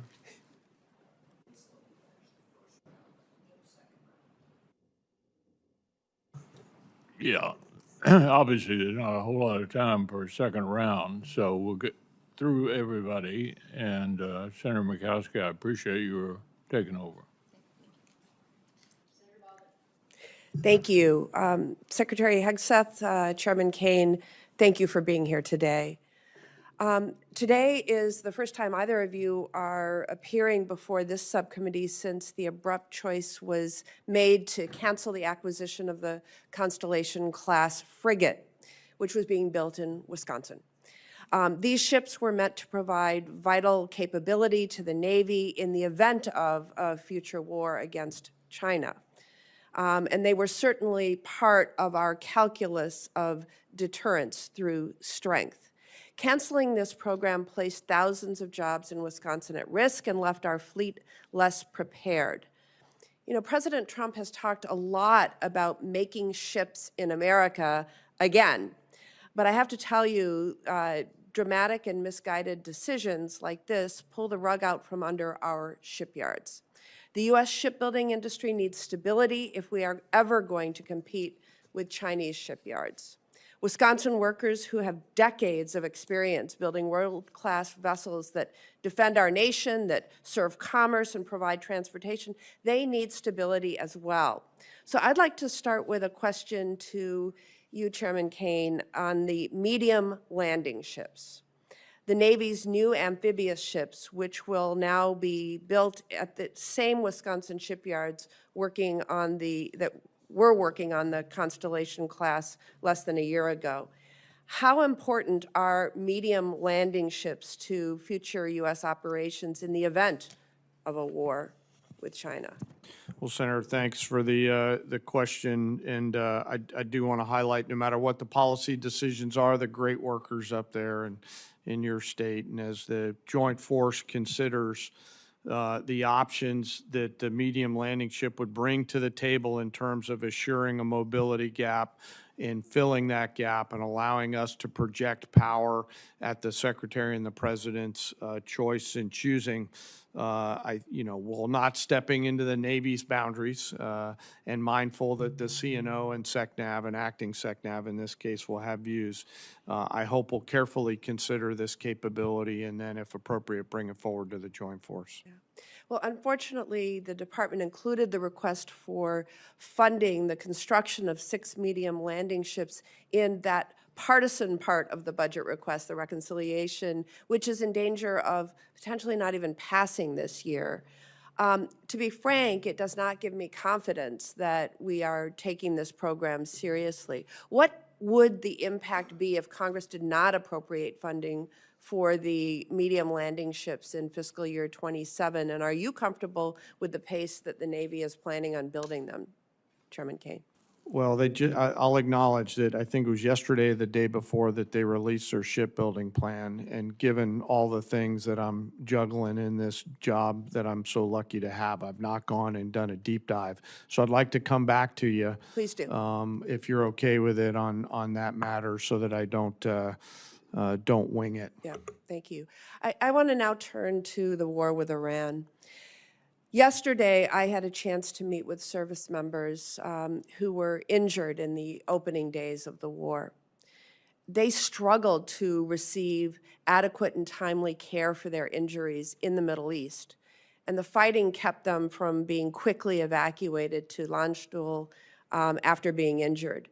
These service members have since been diagnosed with traumatic brain injury, but initially struggled to get properly evaluated or treated, in part because some of our military hospitals overseas and in the U.S. did not have the capacity for them.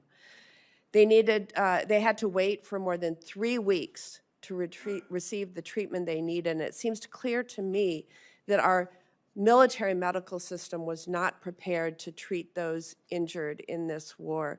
Secretary Hegseth, did DOD review our military health system's readiness to treat those injured in war with Iran, and did that impact your recommendation to begin Operation Epic Fury? Well, the view of the department was always to, as expeditiously as possible, move anyone injured that needed further care to Europe for that care, with the recognition that, thankfully, 90% of those that have been injured in Epic Fury have returned to duty. So most of those injuries have been minor enough that they return, but we always catalog if there could be future complications to ensure that they get care in the future. It seemed to me, from what I heard, that we weren't prepared in theater, we weren't prepared in Germany, and we weren't prepared immediately upon these soldiers' return to the U.S. Can you commit to ensuring that every service member, including my constituents, will receive necessary medical care after being injured in this war, and that the military health system is now prepared for any future casualties in this war? We have been, and we will continue to be.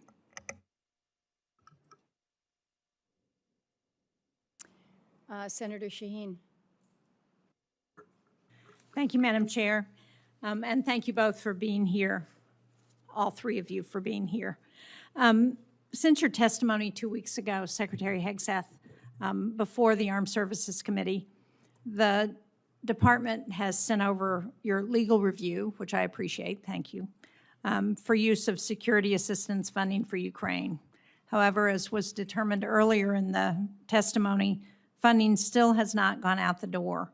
And I didn't hear you give a date when this committee or the Armed Services Committee can expect to hear or receive a spend plan for those dollars. General Caine, the day of the testimony, got back to us as he said he would and explained that he had coordinated on the spend plan on April 13th, so that's been almost a month. and we still haven't gotten anything. So when are we going to see the spend plan for Ukraine? The spend plan for the European capacity building is in conjunction with No. UCOM. I'm asking for the spend plan that we are providing. Are you suggesting the Pearl funding is part of that spend plan? Did I understand? The specific line item you? was European capacity building in the budget. I understand, but And as a the result, intent we're of working with Congress UCOM to allocate it. was to spend that $400 million. I think you heard from Chairman McConnell, you heard from Senator Coons. There was discussion at the time with the Congress that those dollars were intended to be used for Ukraine. And the reason it was designated as it was because what we heard from Speaker Johnson was that the president was going to veto the bill if Ukraine was mentioned in it anywhere in the bill. And so that's why the determination was to use the term European, but the clear intent was for that money to be spent for Ukraine. So again, when is the money going to go out the door? When is this committee going to get the spend plan? Ma'am, we're expecting to see a final spend plan for that this week, and once we have it, we can provide it to Congress. And who still has to review the spend plan? So General Caine's review isn't enough? Well, ultimately, and he passed me a note on this earlier, European Command is going to take the lead on ensuring this gets I know, deployed but most General effectively. So that's where Brinkovich, as I pointed out 2 weeks ago, had already reviewed the spend plan. So we're not waiting for him to do that, as I understand. No, ma'am, I believe we are. I think UCOM is trying to make a few tweaks to the spend plan. Okay, so when do we think we will get it? I believe we'll have it to you this week. Okay. And when do we expect money to go out the door once that spend plan is available?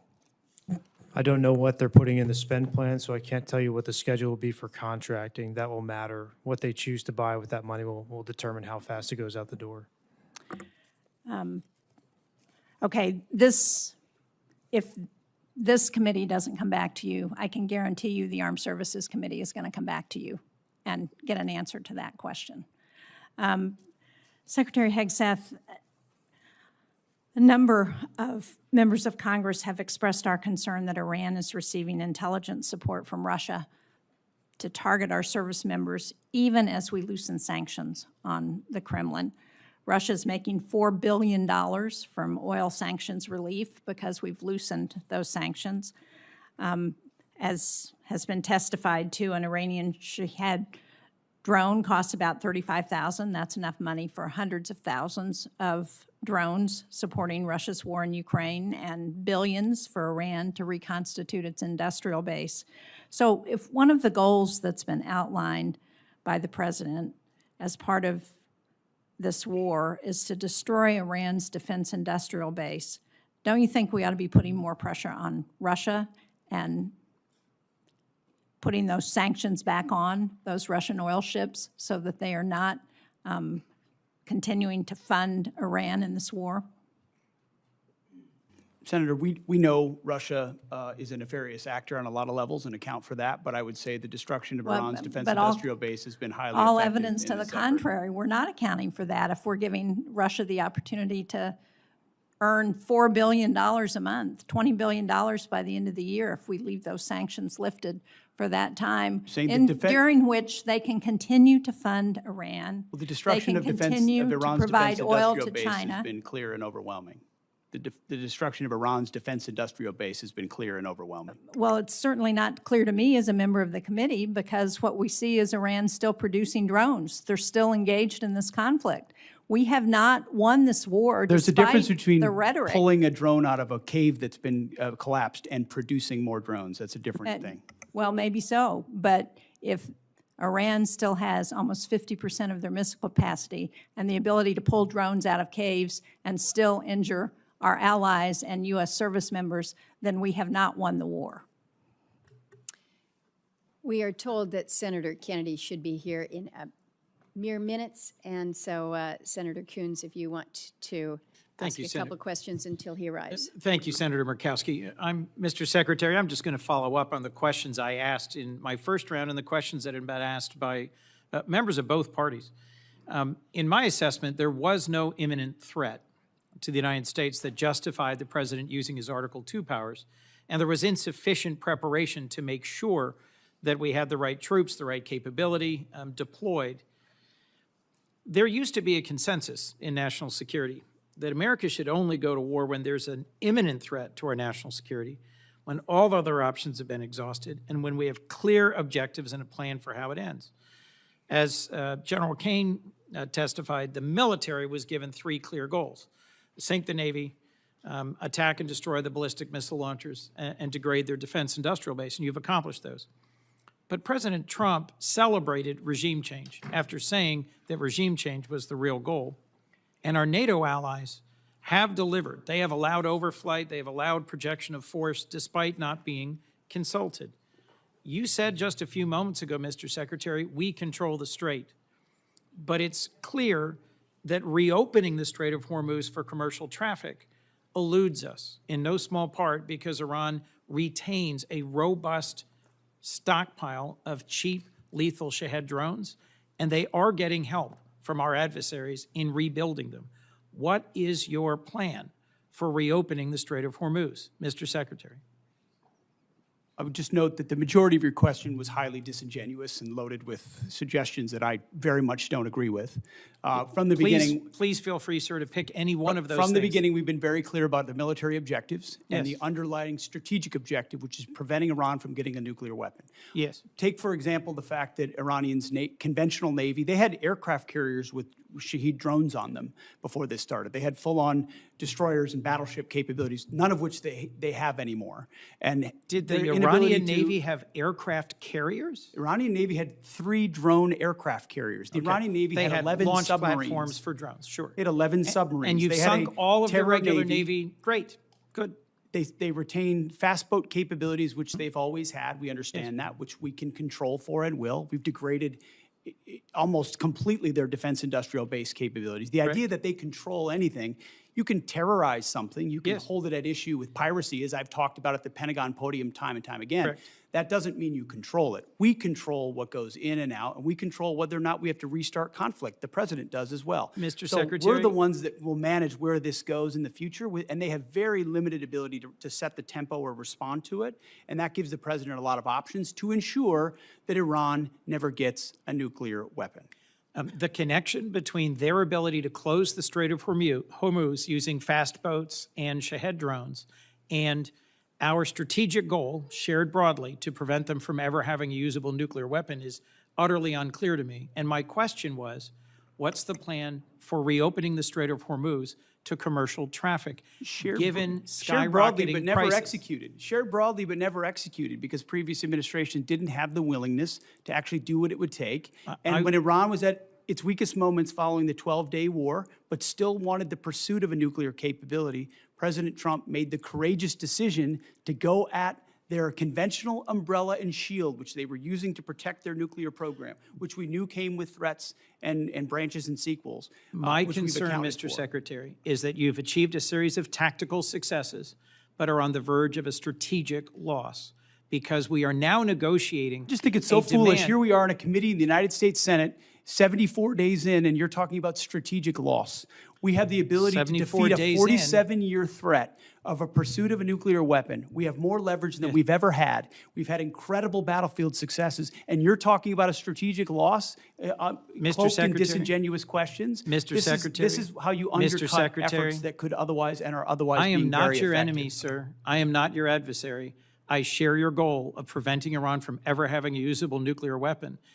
To finish my sentence, control of the Strait of Hormuz, the ability to degrade our partners and allies' gas and oil production capabilities through cheap drones, the ability to harass and harry commercial shipping remains in Iran's hands.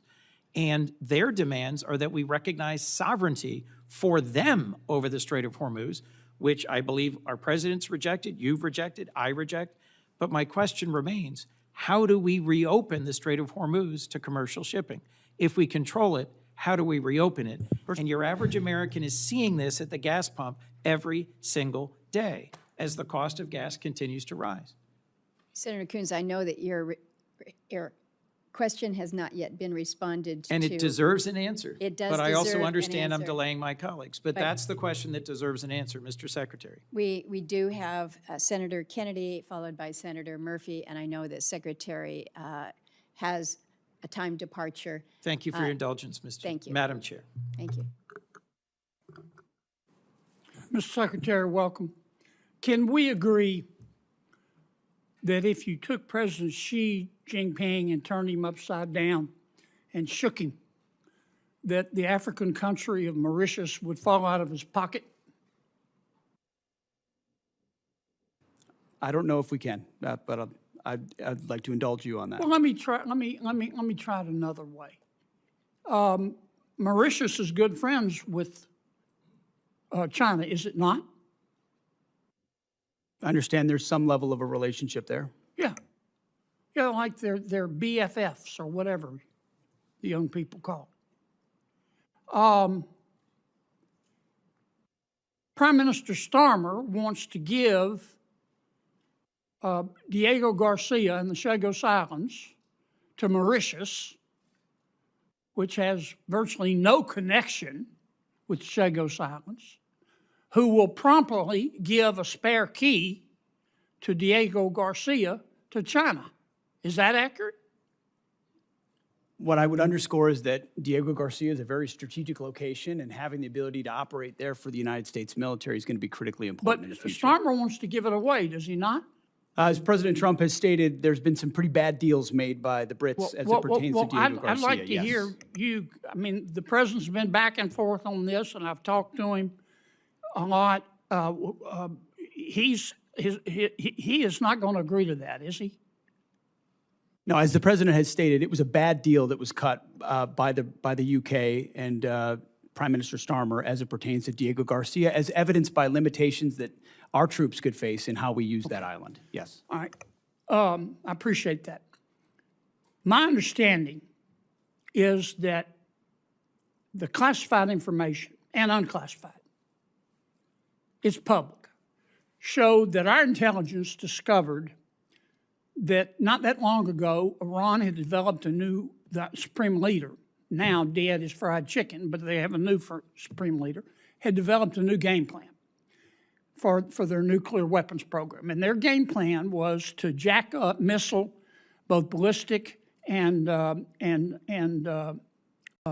cruise missile production and drone production, and put together this huge stockpile of missiles and drones, at which point they would turn to the United States and Israel and the rest of the world and say, we're going to restart our nuclear weapons program.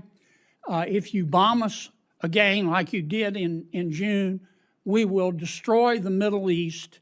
And by the way, our missiles can now reach Berlin and London and Paris.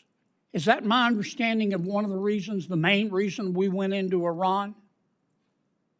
I think that's pretty well articulated, Senator, that they were trying to use the umbrella of their established conventional stockpiles to blackmail the rest of the world in pursuit of their own nuclear weapons. Now let's talk about Iran today. Can we agree that Iran, both the public and the private sector, is being held together right now with spit and duct tape? Spit and duct tape is not a doctrinal term, Senator, but I would agree with something along those lines. It's a Louisiana term. I mean, 7 out of 10 Iranians are out of work. We bomb their infrastructure. They've got 70% inflation. Their internet's shut off. You know better than I do what we've done on the military side. Their launchers, gone. Their missiles, for the most part, gone. Their drones, gone. Do they have some left? Yeah. Their Navy, gone. Their Air Force, gone. You can get in an airplane, you personally, and fly anywhere you want to across Iran right now and feel safe because they don't have any air defenses. It will be, in my opinion, 20 years and cost $1 trillion before they're even back somewhat to normal. And I don't have the slightest idea where they're going to get the money. If they think China's going to give it to them or Russia, they've got to learn a hard lesson. To that extent, have we achieved our objective in Iran? objective, as this president has stated from the beginning, is to ensure they don't get a nuclear weapon, and President Trump remains dedicated to ensuring that happens. And everything you described with the military degradation of their country was in service of ensuring they never get a nuclear weapon. This is what I never understood the president to say, I want a regime change in Iran, and I want to obtain all of their fissile material. I've never heard him say that. What I heard him say was, I don't want to go back through it, but our goal is to cripple them so they can't blackmail the rest of the world.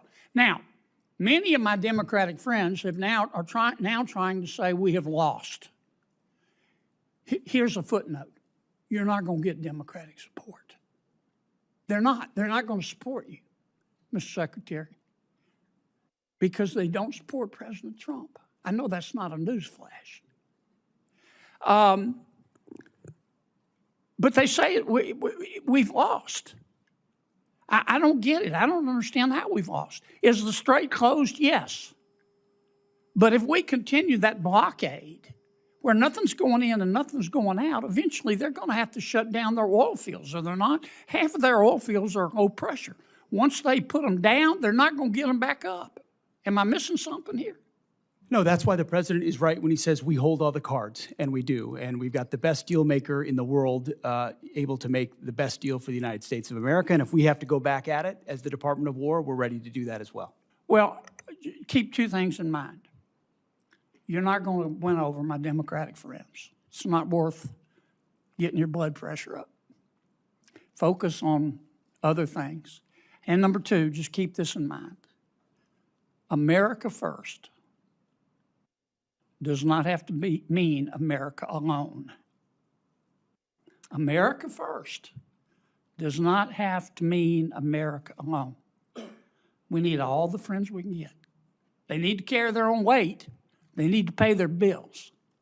But the more the better. I'm sorry I went way over, but I sure do appreciate Senator it. Kennedy. Senator Murphy. Thank you, Madam Chair.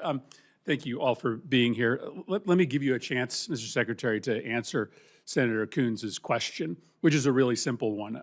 How are we going to get the strait open? Because nothing matters more to our constituents than doing something about these spiraling gas prices, which are bankrupting families and farmers all across the country.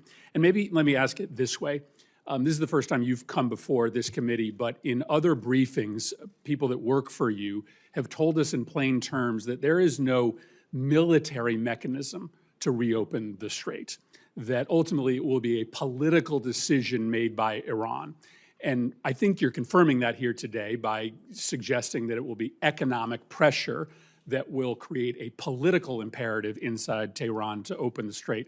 So can you just confirm for the committee that there is not a military mechanism or means to reopen the strait, that ultimately we have to essentially use diplomacy, economic diplomacy in this case, in order to convince Iran to make the decision to reopen the strait?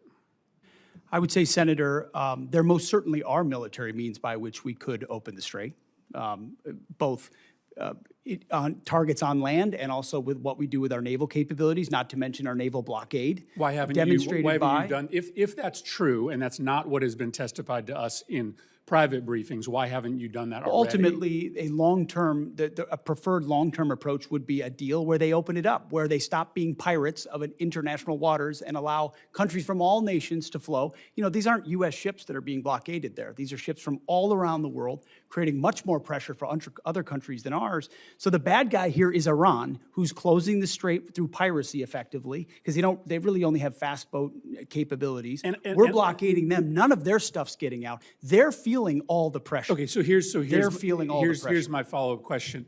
You don't worry that through a study of history, you might come to the conclusion that you are overestimating their willingness to cave based upon economic pressure. The Russians believed years ago that Ukraine would cave because of the economic pressure they were putting on Ukraine. We thought the North Vietnamese would cave because of the economic pressure we were putting on them. Your own intelligence estimates, as has been reported, suggest that, in fact, the Iranians are in a position to hold out for potentially years. This is a high-risk strategy. to hope that this economic pressure will eventually cause them to voluntarily reopen the strait when there's plenty of evidence from military history to show that countries that are being attacked or invaded or occupied are actually willing to put up with a whole lot of economic misery in order to preserve national pride. Well aware. We've looked at all, we understand all of those historical case studies, and it's not just economic pressure. There's military pressure, diplomatic pressure. We certainly have a lot more military pressure we can bring to bear if the president were to choose to do so. I think there are a lot of different dynamics that we can, cards that the president can play, holding all of them to ensure even greater economic pressure or even greater military pressure in Iran. And they know that, and that's why the negotiations are serious and ongoing right now about giving up their nuclear capability, because they understand. And the problem is time is not on our side here. I believe you are being way too optimistic in your assessment of their potential to cave. But if this goes on for another 30 days, there are going to be thousands more farms that will go bankrupt. There are going to be families that are going to be ruined. And so time is not on our side. And I just don't believe that Iran is ready to capitulate yet. And if they capitulate in a year, there's going to be a whole lot of families and businesses that are ruined in the United States. General Caine, let me finally ask you a question about what seems to be a difference of opinion between the intelligence services that you rely on and the public statements of the President of the United States with respect to our war objectives. The Secretary and others in the President's cabinet have said very clearly that our war objective is to destroy Iran's missile and drone program. The president said just a week ago that Iran maybe had 18 to 19% of their missile capacity left. But there is public reporting suggesting that our intelligence agencies say that Iran still has 70% of their missile and drone capability, which would be a failure of our objectives if that were to be true. What can you tell us about the number of missiles and drones that they have left, and do you dispute that intelligence estimate? Sir, I'm not going to comment, with deep respect for the question, I'm not going to comment in this forum on what may or may not have been opined on by the IC, which would suggest a leak or a confirmation of any intel. So while I appreciate the question, I hope you'll also appreciate my not answering it. Well, then just give me what is the president said that 80% of. Yeah, I'm not going to comment on BDA on either way, sir. Well, then how do we or the American public assess the success of the mission when you've stated publicly the purpose of the mission is to destroy their missile and drone capability? How do we assess whether we should continue funding this if you can't state? Well, I'm not going to answer what you guys in the Congress considers the decision criteria around continued funding or not. What I know is that I've not read the report that you're talking about. All of our battle damage assessment matters are classified, and it would be inappropriate for me to comment in this forum on that. And I appreciate the question, but I'm not going to answer it. Let me just put it to Secretary Hegseth. The President said that 80% of their missile capacity had been destroyed. This public report says it's only 30%. Can you give us an answer as to what the real number is? I mean, I would answer the same way as the chairman. Not talking to this committee about the damage assessments? Not validating leaked information that could be wrong or not wrong. Why would I validate what people may leak or not leak? This is not a classified setting. We don't talk about those things. And you like to talk about them on TV. We don't talk about them here. I would perhaps suggest that that some of these questions and responses are perhaps best in a classified setting. But I also acknowledge that we are not in a classified setting. We have held the secretary and the chairman longer than I think they had anticipated. Senators have 1 week to submit additional questions for the subcommittee's official hearing record. We request for a response from our witnesses within 30 days of receiving these questions. The subcommittee stands in recess, subject to the call of the chair, and I would ask those in the audience to remain in their seats until Secretary and General Caine depart. And safe travels to you to China. Good luck.